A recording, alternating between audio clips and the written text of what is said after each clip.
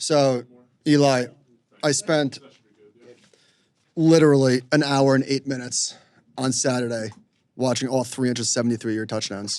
That's second. All right. That's weird. You didn't want no interceptions though, right? Zero, no. All right, yeah. So it Wait, was. you don't do that every day? You don't. Try not to. Try not to. So Michael Eisen has this thing like all the Eli Manning stats and whatever. So an hour and 8 minutes, unbelievable. What a throwback. There you go. So there's. What was your favorite name of a catch? Touchdown catch. I didn't remember how many touchdowns you threw to Kevin Boss. Yeah. It just kept showing up year after That's year cool. after That's year. actually you know, fun. it's a great flash in the pan that like you made his career. I don't know what happened after Larry Donnell. Yeah, Larry. Like had a good year. He had like a 3-touchdown game, I think. Versus Washington, at Washington. So, all right, here's what I want to ask you on your touchdowns. Isn't it amazing that the recollection, like, against Washington, I love the data points. so like, so you you don't forget slant. that. Like, Your two most famous plays, famously, are non-touchdowns, actually. Right. Right? The Tyree and the Manningham throw, which is the best throw in Super Bowl history, in my humble opinion. The Santonio Holmes was up there, good. too, but Pretty good. I think that's 1 and 2. All right, so your most famous touchdown throws, I'm sorry, your two most famous throws are that. And then I would say probably 3 and 4, which I'm not going to let you say. 3 and 4 are the Victor Cruz one, the 99-yard one, and then the Odell one, obviously. Okay, so take those 4 off the table. What comes to mind as the one that might be like under the radar? I mean, I think Manningham in the San Fran on the post. I knew it. I mean, that's a tight throw. It's first kind of single high, and you getting your ass kicked. Yeah, and it was kind of a little bit drawn up in the dirt, which is like your favorite ones. Just it's like a play we ran a bunch. I hit Victor Cruz on this little underneath shallow route over and over, and we finally said, hey, they're kind of cheating the safety backside to Akeem Nicks a lot. So we said, let's put Manningham on the other side. Let's put him on a post. So if the safety's tight and taking away Victor and they're doubling him, they take away the tight end on the end break. We usually have like a comeback on the outside. We said, let's just put him on a post. If it's not there, no big deal. And sure enough, they took away Victor, they took away the end, they doubled Akeem, hit Manningham, and the pocket was clean. And the pocket was clean on that one. Yeah, on that one. So I thought you were going to say that. One throw that stood out to me. I don't remember this game. I don't remember the throw until I saw the replay.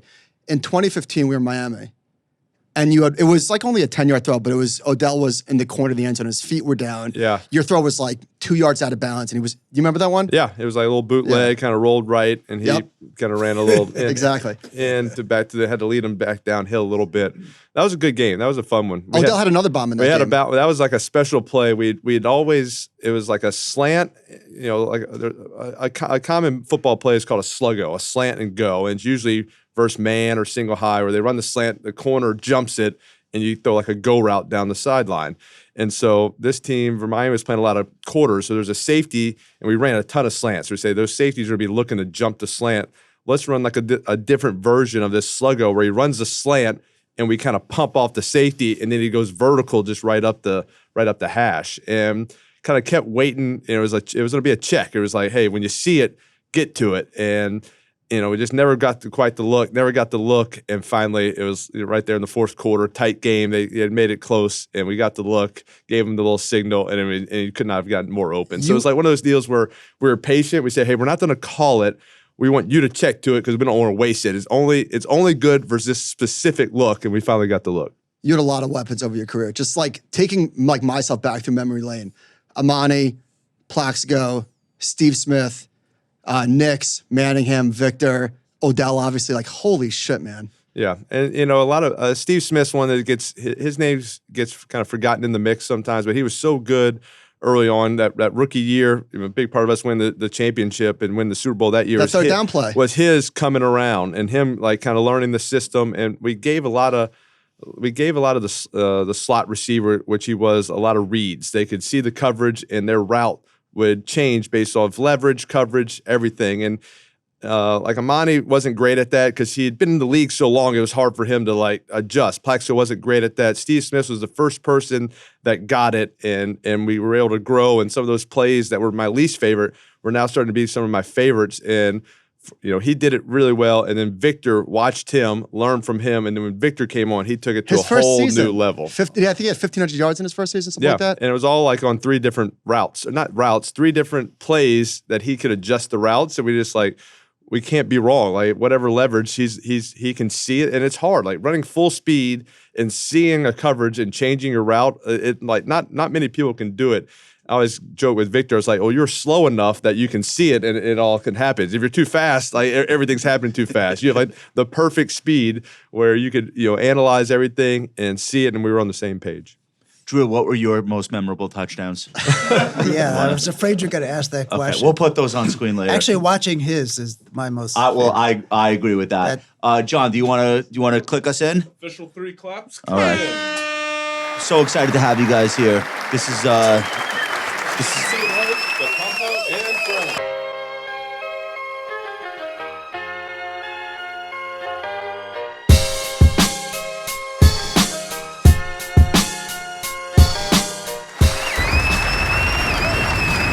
First all one, right, Michael. printed. You're hosting, so you I take it away. printed the intro. I've never done that before. Okay. So I warned Eli.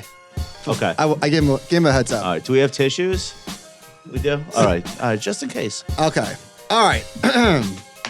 Joining us in the studio today is Eli Manning and Drew Sheinman. Drew, I'll do your intro first because Eli's going to take a minute. Drew co-founded BVG, which stands for Brand Velocity Group, in 2019 with Steve Leibowitz and Austin Ramos. BVG is what's called an independent sponsor. It's a fancy way of saying they don't invest through a traditional fund structure. They raise money on a deal-by-deal basis. Prior to starting that, he was Senior Vice President of Brand Ventures at WME IMG. Can I have some water, please? Thank you. Sorry. Okay. Drew was the Chief Marketing and Revenue Officer for the Breeders' Cup, President of Simon Brand Ventures, and VP of Business Development for Madison Square Garden, Coca-Cola, the Baltimore Orioles, and the New York Mets. Drew has helped athletes become business owners and was involved early on with one of my favorite shows from the 90s, MTV's Rock and Jock. I remember that. How great was that? Yeah. So it was musicians and athletes playing ball together. What a concept. Very That's cool. Very simple premise. Yeah. Athletes wanted to be musicians. Musicians wanted to be athletes. Bring them all together in an experience that fans could enjoy. There's a clip of that going around last week with Method Man, resurfaced Method Man clips playing Rock and That's Jock. great. Yeah. You I guys do remember. your research. We love that. Yeah, for sure. All right, and now Eli Manning, New York Giants legend, 2-time Super Bowl MVP, future Hall of Famer. Deal with it, haters. I will be at Canton when you get in.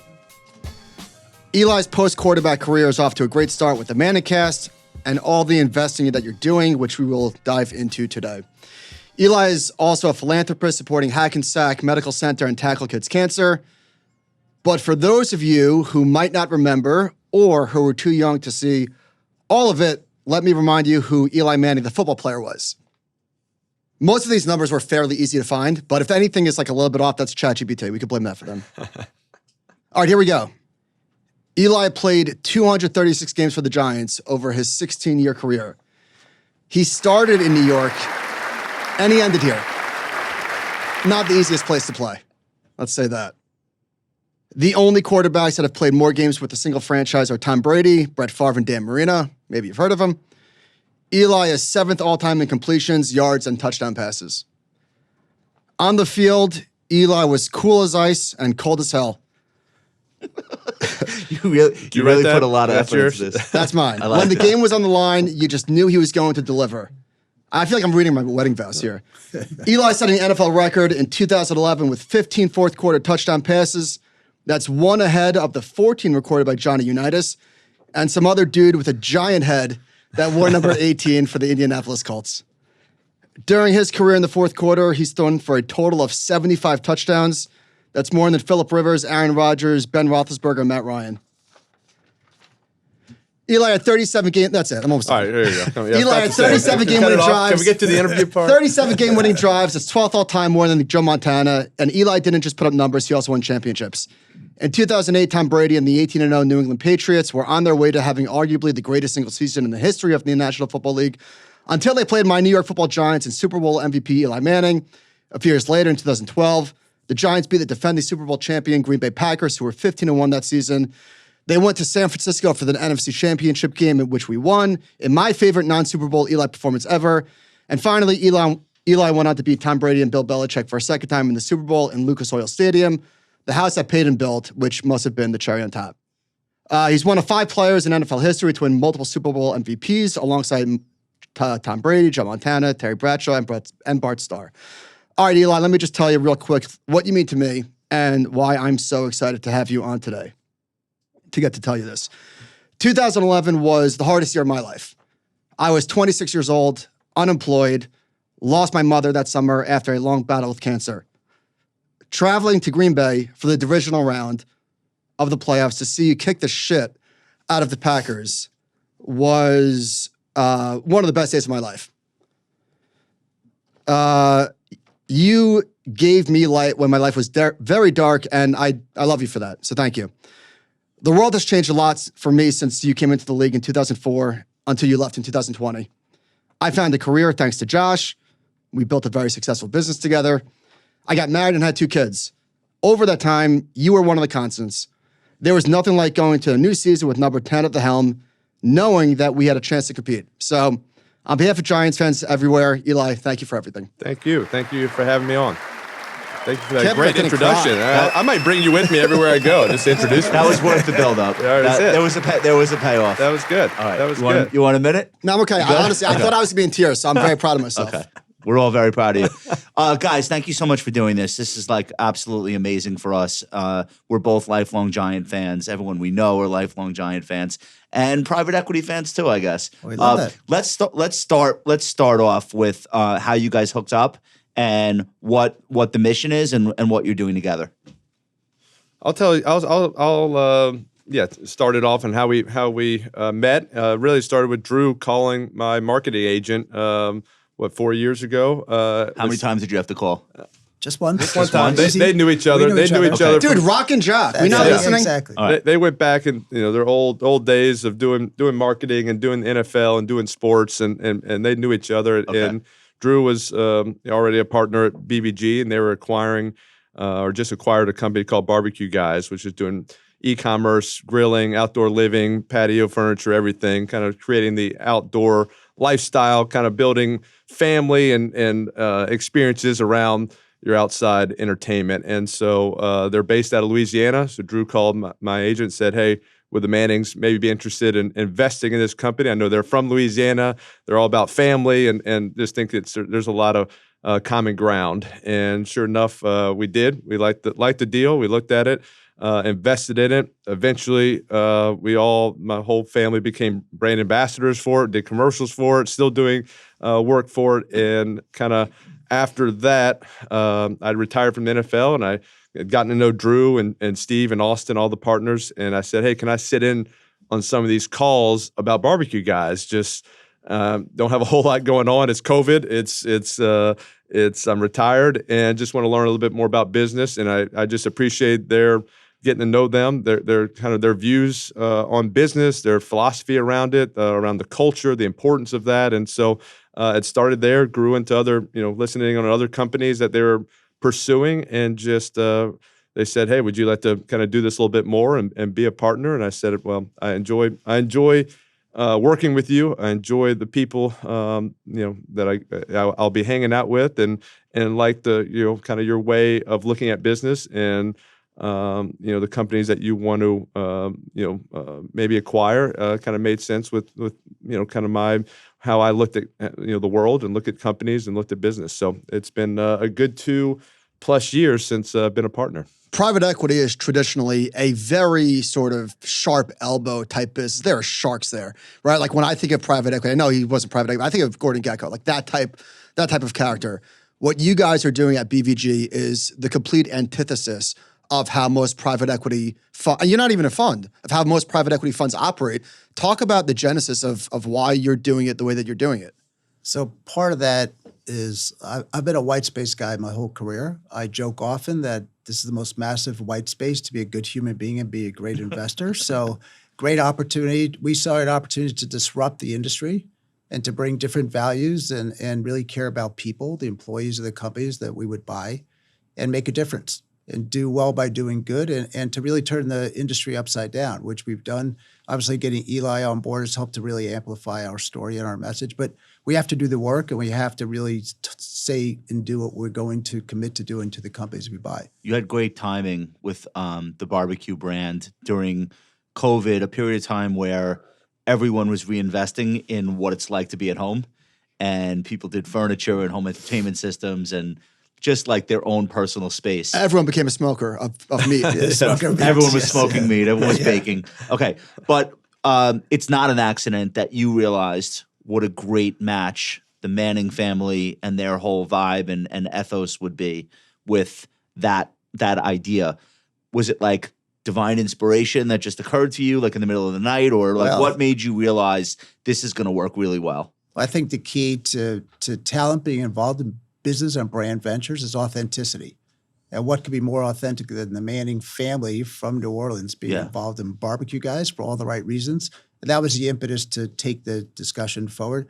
One thing Eli didn't share when I got introduced to their investment managers, the RIAs, which is who we're talking to here. Of course. The heads up was like, be careful, Drew. These guys are tough mofos. Like I said, that's awesome because they're actually going to understand the value of a great deal, and they did, and that's how they advised the Mannings and convinced them with the right diligence. Oh, his advisors are tough. His advisors. Well, they better be. Well, they better be. And they should he be. needs gatekeepers. But then on our side of the world, you want to deal with people who are smart. I think one of the challenges in dealing with the athlete celebrity world is oftentimes they don't have that expert advice or counsel, and it's all about trust. But that basis and the authenticity is what brought the Manning family to that deal. With private equity, traditionally you lever it up with debt, right? There's synergies, which just means people get fired.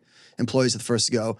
What you guys are doing is incredible. For the audience, what are you doing you guys are breaking the mold? So a large part of what we're doing, we're talking to those family-owned companies, entrepreneurs who built a great company and really care about their employees and care about their legacy and care about their families. So we've turned the model upside down. Most private equity firms, as you talk about, come in, buy companies, cut costs, fire employees. We're investing in employees. We're aligning them with share the gains, which Eli could talk about. But we're changing the model dramatically. But for those CEOs and those family founders, they actually can take a great ride. And as you said, sharp elbows, past experience being on Wall Street, it doesn't have the best reputation. But in this case, they could take a great ride with great owners. People are going to be collaborative and not intrusive and add so much value from. So the transaction doesn't have to be what's best for the owner versus what's best for their longtime employees.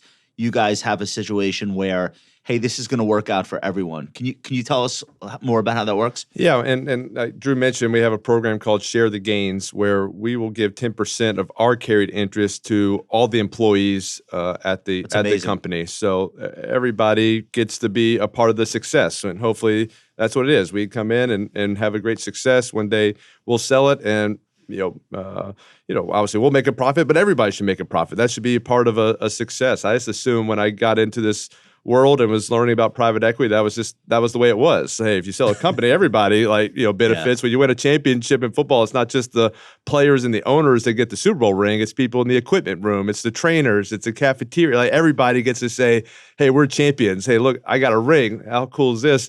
It's not that way in business and companies, and we want to try to create that. And this is just one of the ways, and we try to provide coaching to the employees, and there's going to be other ways down the road we can give them more of the pie. And so we just want to, I think when everyone's working towards that common goal and they understand if I do my job well, if I work my tail off and I make this company better, then I should be rewarded for it. And that's the idea, that you can be rewarded for that. Eli, you grew up around money. Your dad was a stockbroker. Your older brother Cooper's been in the business, the financial business for a long time.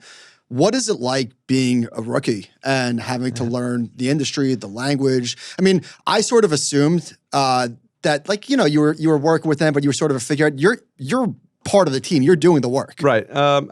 First off, it's the first time my dad has ever been introduced as a stockbroker ever in the history. And Archie Manning also played football. Archie Manning, the stockbroker, world famous. Yeah, he was known just picking the stocks all over. But it just sounds funny. But yeah, he was for a little bit after he retired. He got into I wouldn't say I was learning a whole lot from my dad from the stockbroking business, but.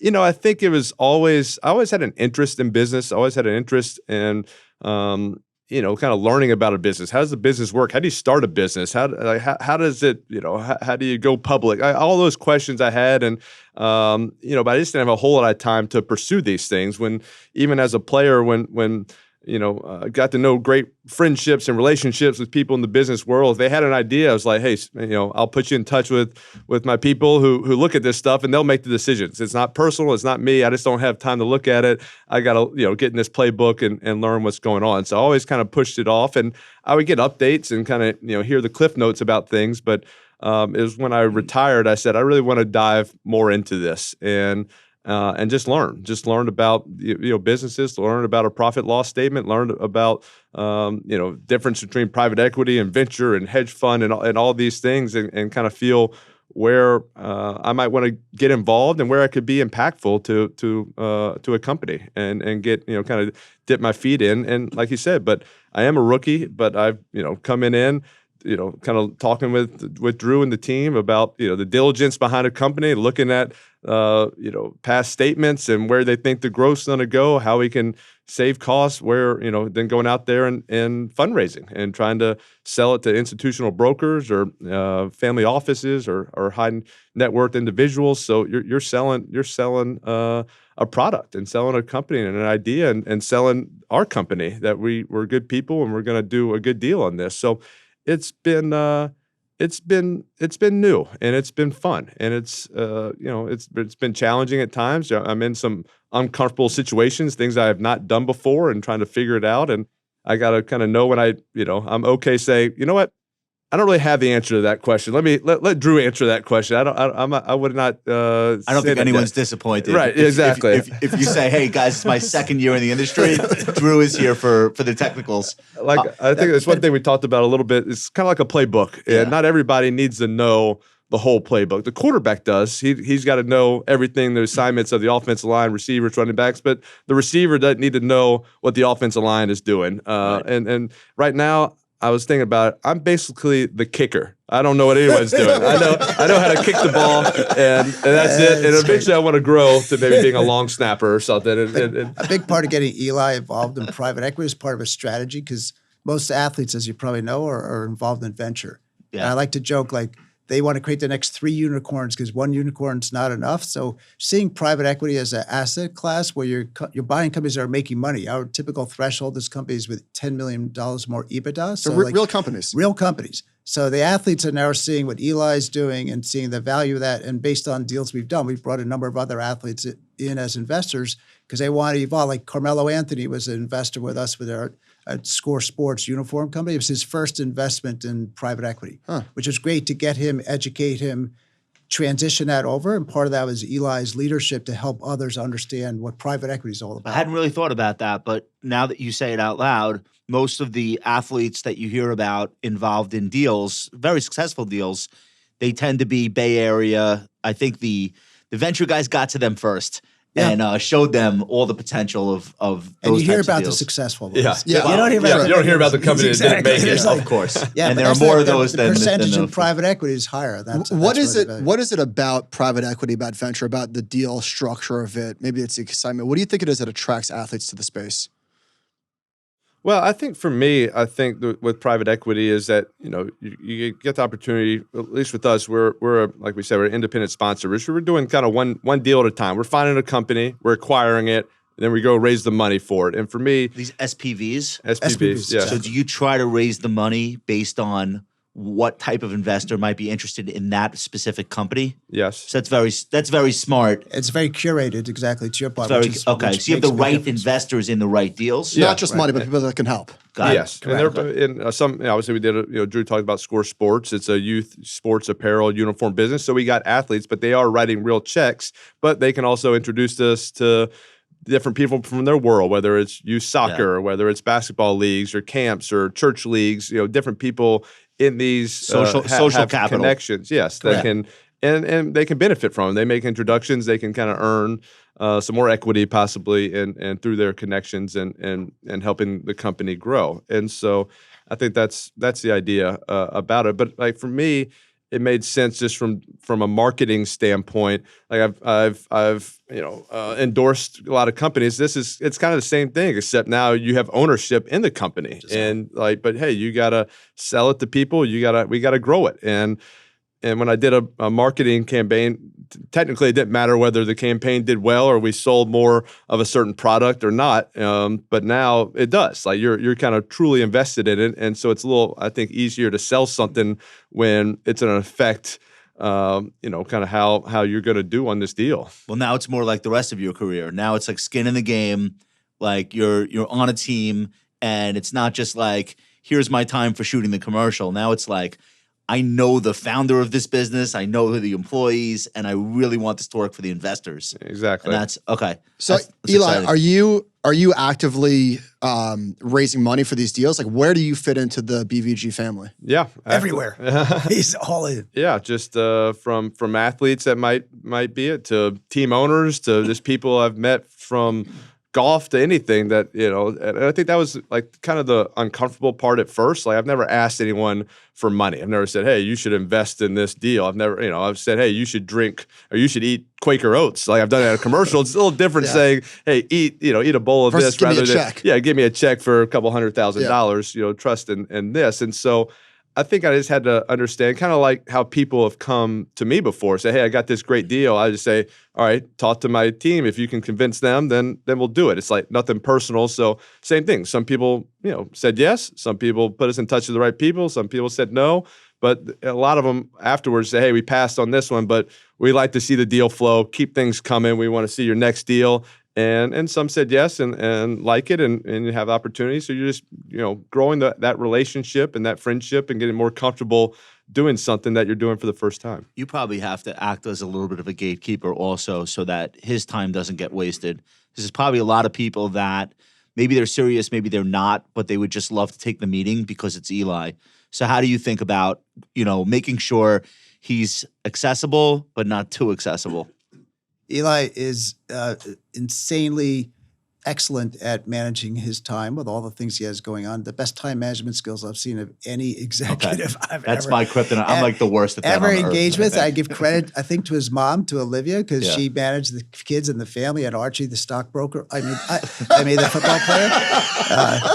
So that's a big part of it. But I will say, as a partner, and we take partnership very seriously, he's all in. He's never not been involved in a meeting that we request or we say it's important. And of course, he's still on Coughlin time. I can't believe you didn't bring that up because he was here before you guys were. You know that, right? Showed up at the meeting. So he's always showing up. But I think it's a great point because we're very careful about how do we utilize Eli for the right benefits. If you're not 20 minutes early, you're late.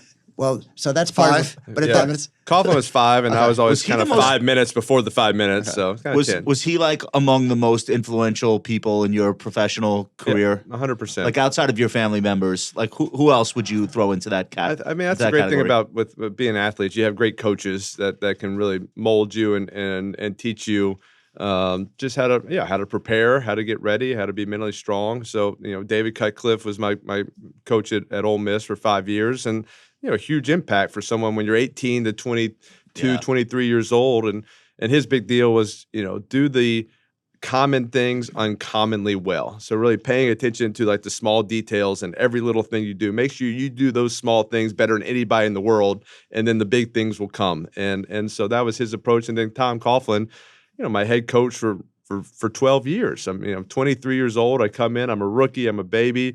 And when he leaves, I'm 35 years old. I have 3 kids.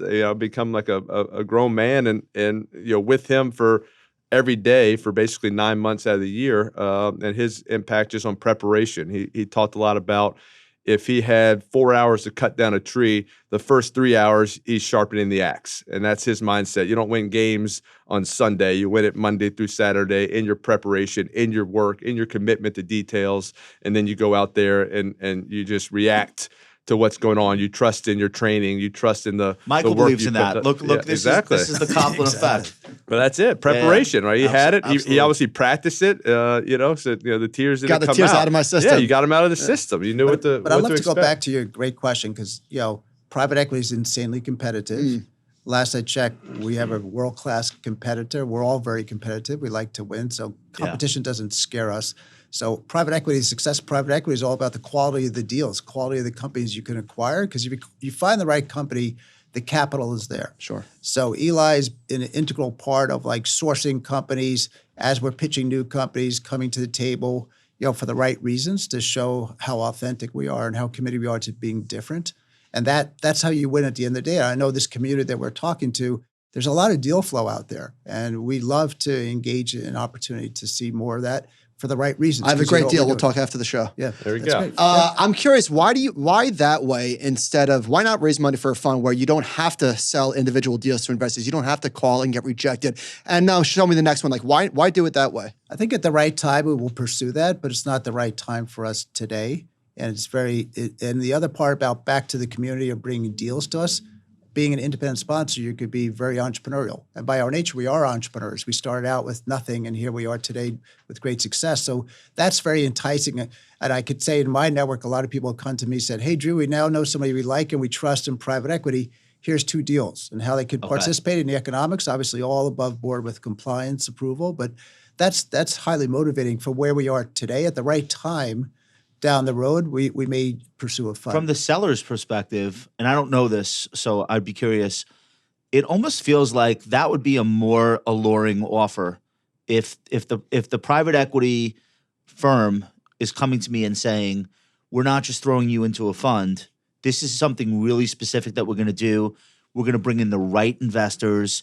We're going to structure this and custom tailor it to your business and your business's future. That, to me, that sounds like you would almost have an edge versus, I don't know, like a $10 billion fund. No question. Okay. You sound like you're more than a kicker, by the way. You've advanced from Eli's kicking. Yeah. And that's really what- I've been around for a little bit, but I don't know private equity well at all. No, That's you really know, what exceptionally well. That's but, what drew me a little bit to BBGs, that it wasn't a fund, and so like a Right. fund, you're not forced to, hey, we got to put money out, we got to spend this money, we have it, and you might do a deal that's maybe not the perfect deal. It's not a great deal. With us, we can be very patient in the fact that, hey, we're going to look for the right deals. We don't have to do a bad deal. We're a small fund. We're getting, kind of getting our feet wet. We're new to this in the sense of we don't have tons of deals out there. We need to get these right. They need to be good deals for us. And so that's what drew me to it, is that, you're being selective on making sure we're doing good deals. How do you guys feel about exits? Like, what are you telling investors for a new deal in terms of like how much time, how badly do you need the capital markets to be in good shape, or any of these potential IPO candidates? I'm just curious, like, how you think about that. They're all good considerations, so you have to think through very carefully. A typical private equity is 3 to 5 years. Right. So we're no different than that today. Now, with our Share the Gains program, over time, we may evolve and have greater flexibility with the right type of investors and LPs to extend that out, right? If you want to and have that flexibility, it might make sense to do that. Okay. There's been just an enormous surge in athletes building brands, becoming business people. Like the lines are really starting to blur between, like what Draymond's like still playing and he's doing the podcast and he's on TNT and he's doing all sorts of other shit at the same time. Where do you see this trend going? Like, is there sort of like an oversaturation coming? How much can we take of all of these people having their own brands and their own businesses? How much room is like? How much? Yeah, how much room there? is there? I guess is what I'm saying.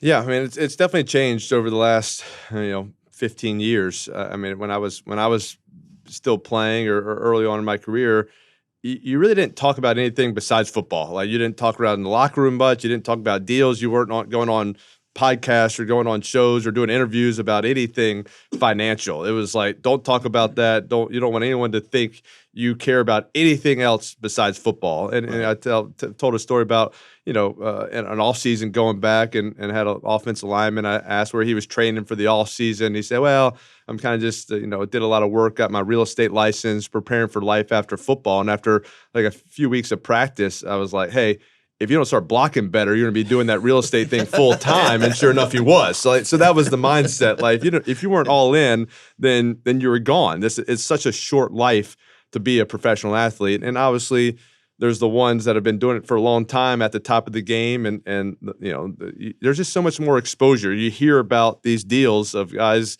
invested early in a company, and so word gets out. Other athletes hear that, and they're saying to their financial advisors, "Hey, I want to get in some deals. Like I want to get in, some of these early deals, and which can be dangerous." But I think the contracts are getting bigger. They have money to spend. Hopefully, they're spending it the right way. They are investing it. They are putting it out there to invest. I think that's the positive thing. That's a good thing. But like you said, a lot of these athletes they're on their own podcast. They're doing shows. They're out there, and that's just kind of the way the world goes with social media, with everything.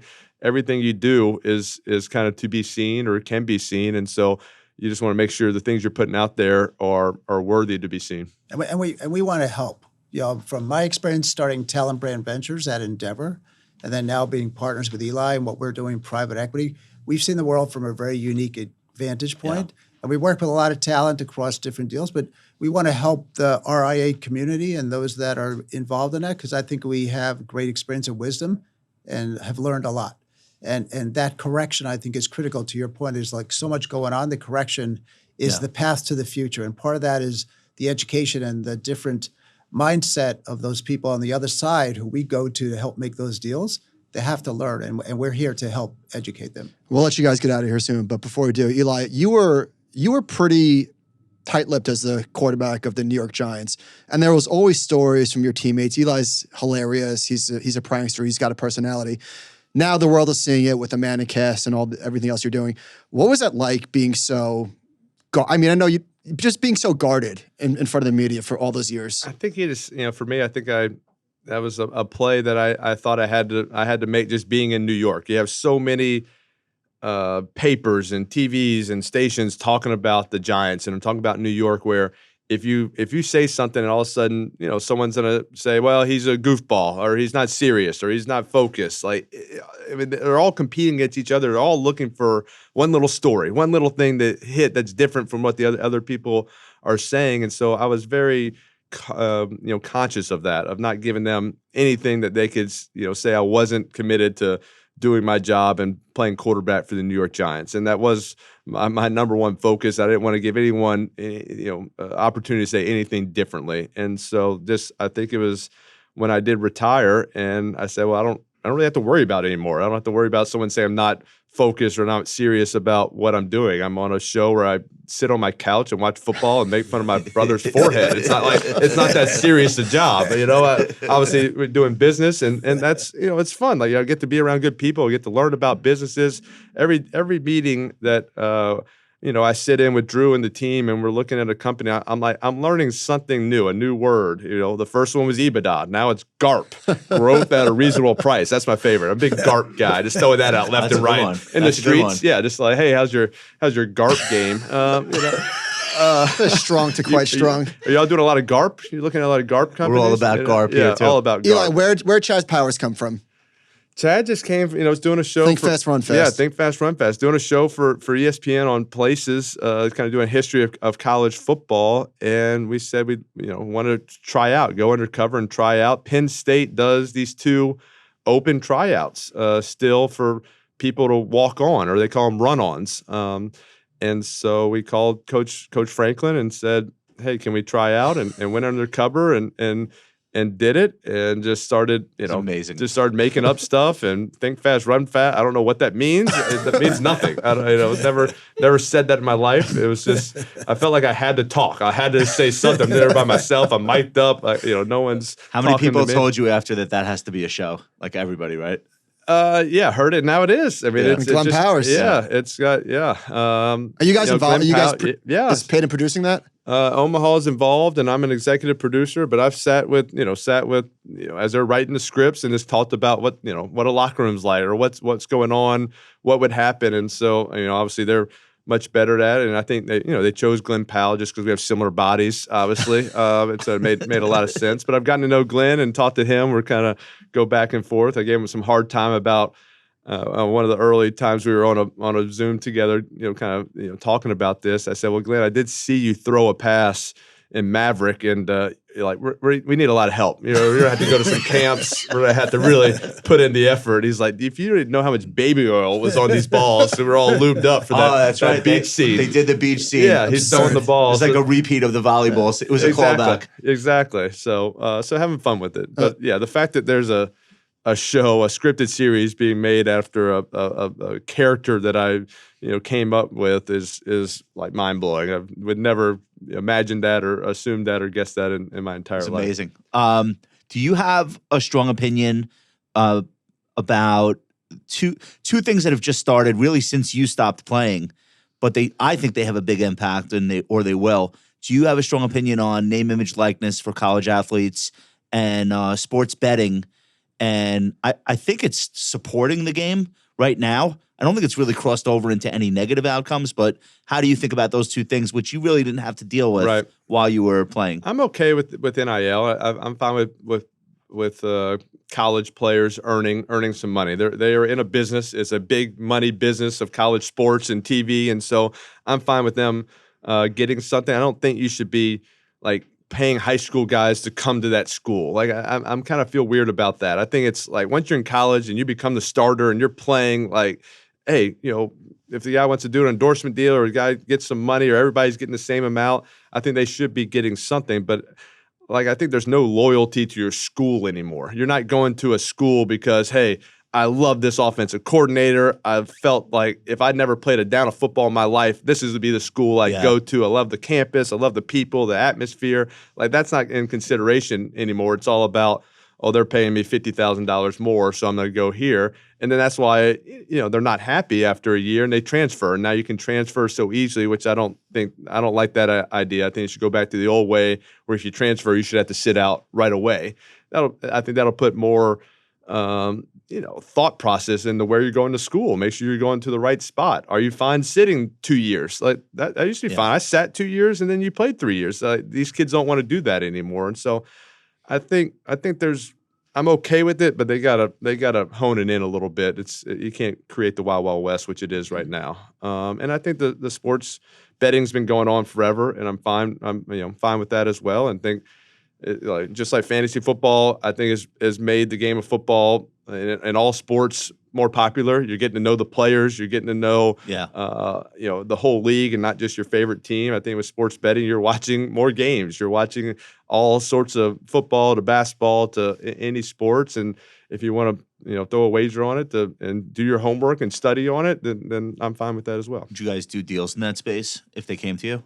With the right kind of deals, we'd consider it for sure. Because both of them seem like they would make sense if thematically. the right level of growth of the company and the right opportunity to continue to grow and evolve, we'd look at that. So I know we have them for a finite time. No, I'm good. Drew, thank you for coming. this was great. amazing. Thank you, Eli, guys. Thanks, guys. thank you so much for coming. So This much was fun. really you. a thrill for me. You So guys, thank you. you guys are amazing. I love the story, and we will follow your career with great interest, as they say. Perfect. I'll see you in Private Canton. Equity. Thank you. Thank you so much. Guys, thank you so You much. can introduce me. Thank you. All right. Thanks, everyone, for listening. Very special guest, Drew. Thank you so much. Very special guest, Eli. You guys have been amazing. We appreciate it. All right. That's it from us, guys. Thanks for listening. We'll talk to you soon.